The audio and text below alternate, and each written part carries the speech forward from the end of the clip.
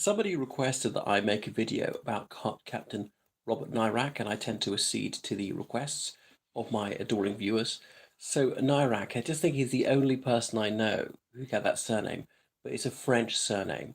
So he's born in Mauritius, these islands in the Indian Ocean, which were then a British colony, had been a French colony till about 1800. So that's why he had some French ancestry.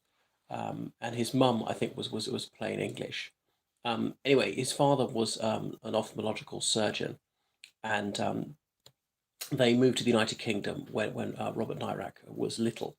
So he's brought up a Catholic, and obviously in the UK, and about 10% of people were Catholics at the time. But and he was a fairly observant one. So he attended Ampleforth, which is a Catholic boarding school run by Benedictine monks in Yorkshire.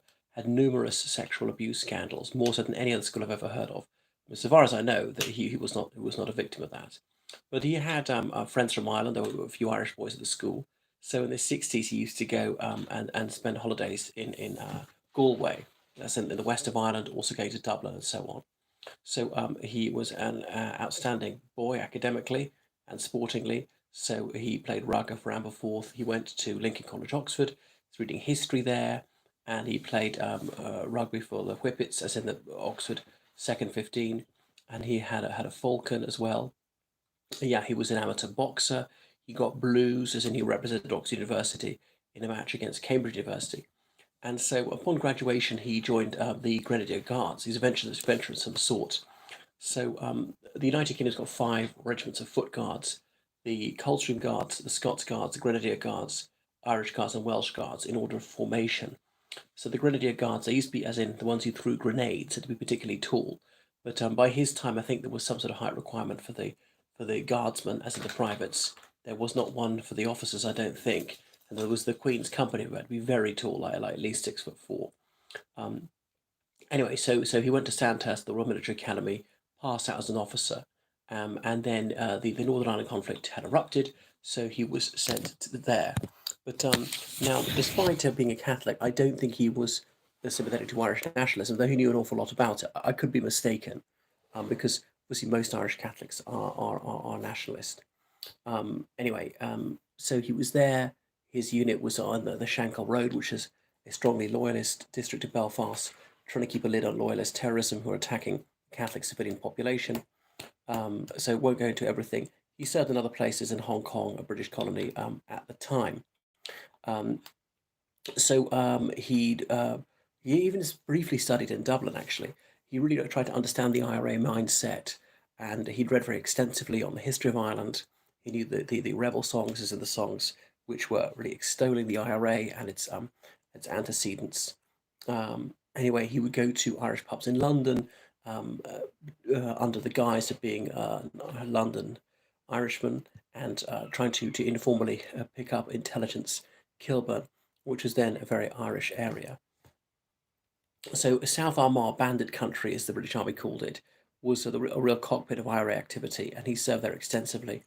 Loyalist terrorists often attacking Catholic civilians there, and so Republican terrorists would try and kill Protestant civilians as well. There was the Bessbrook massacre, then the Kingsmill massacre. Nairac had to gather some intelligence on this, and so to defeat an insurgency, the counterinsurgents really need inside information. What's going on in the organization? Who's leading it? Who's what? Where are the guns hidden? Where are the bombs hidden? Where's the next attack coming? Where are the wanted men?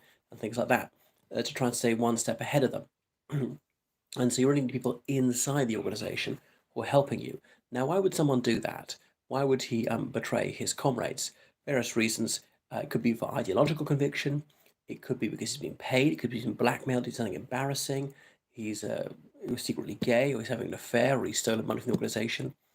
It could be really self-esteem because he feels he's very cunning and he's praised an awful lot by his handlers.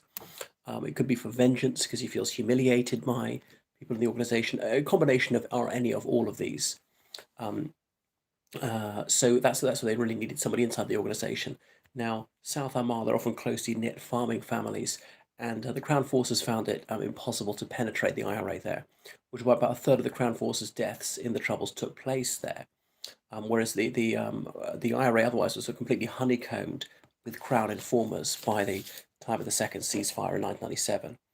Um, Robert Nairac, he taught himself to speak with an Ulster accent, and then he was going to impersonate a working class Northern Irish Catholic, and he'd assumed the identity of a guy called Danny Mcelhane. Back then, there was the official IRA, as opposed to the provisional IRA. The official IRA and the official Sinn Féin, they were a far left organisation who eventually went on ceasefire in the early 70s. Um, and that was them. They were maybe less active, less, they said, we reject sectarianism. Provisional IRA was very sectarian in the 70s, and was not quite so far left, was really about nationalism, not about socialism and internationalism. But anyway, Danny Mcelhane was a real official IRA man, and he'd gone on the run. Then Robert Nairac assumed that identity. I mean, not many people had cameras in those days. It's hard to remember just how poor most people were back then. So he said, "This is me." He could do a passable Ulster accent, and he sort of knew all the lingo and all the rest of it. Now his accent was slightly off. So his explanation of this is he spent for a few years in Canada and picked up a slightly strange accent there. So he used to dress the part, grow his hair, grow stubble, and go into working class pubs in Catholic areas of Belfast, on the border, things like that, and mix with people. And he could belt out a camolia, the the broad black brimmer being his pièce de résistance, as in a hat they used to wear. When Ireland gains her freedom, the man who they'll choose to lead them wear the broad black brimmer of the IRA. Anyway, his fatal mistake was go to the Three Steps, which is a pub in Drummond, very close to the border. In the 14th of May 1977, he sang that song along with the band, but somehow people smelt a rat. I don't know how they blew his cover, but anyway, so he was overpowered by several men and presumably had a few pints inside him. He was kidnapped. He's taken to the Republic of Ireland, just a couple of miles away, and he was tortured there in Ravensdale Woods. But he never broke under interrogation, admitted who he was. When he was severely beaten up, they had one man pose as a priest to take his last confession, thinking he would fess up, but he didn't. I'm not quite sure how they unmasked him. So his body has never been recovered. There's a story they put his body through a meat grinder. Other people have said that that's bogus. I don't know it to be untrue. I suppose it's unfalsifiable. Now, there's a disappear. There were sort of about 20 murder victims of the IRA whose bodies were found since about 2000. Not because the IRA helped, just other ordinary citizens knew, or good work by the Garda Síochána or the Royal Ulster Constabularies was back then. But He's never been found. Yeah, so he had friends in high places like H. Jones, the parachute regiment, the guy killed in the Falklands conflict. But anyway, so some people thought he acted the part so well, Nairac. Was he actually on the side of the IRA because he'd got inside their mindset? And did he begin to empathize with them? Or there were loyalist terrorist activities. Some rogue members of the RUC, the Ulster Defence Regiment, even the British Army were expediting loyalist terrorist attacks. Was he doing that? People have put that one out. There's no proof that there was.